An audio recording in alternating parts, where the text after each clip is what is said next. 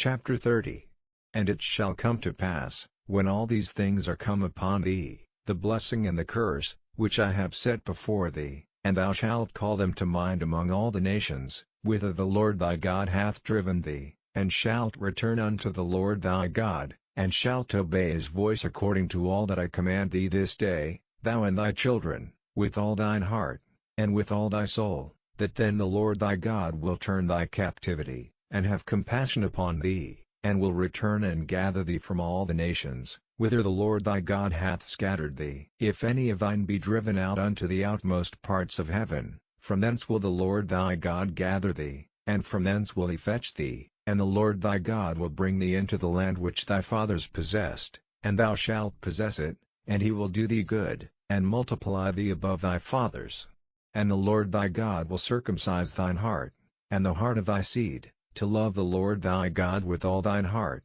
and with all thy soul, that thou mayest live. And the Lord thy God will put all these curses upon thine enemies, and on them that hate thee, which persecuted thee. And thou shalt return and obey the voice of the Lord, and do all his commandments which I command thee this day. And the Lord thy God will make thee plenteous in every work of thine hand, in the fruit of thy body, and in the fruit of thy cattle, and in the fruit of thy land, for good. For the Lord will again rejoice over thee for good, as he rejoiced over thy fathers, if thou shalt hearken unto the voice of the Lord thy God, to keep his commandments and his statutes which are written in this book of the law, and if thou turn unto the Lord thy God with all thine heart, and with all thy soul. For this commandment which I command thee this day, it is not hidden from thee, neither is it far off. It is not in heaven, that thou shouldest say, Who shall go up for us to heaven, and bring it unto us, that we may hear it, and do it. Neither is it beyond the sea, that thou shouldest say, Who shall go over the sea for us, and bring it unto us, that we may hear it, and do it.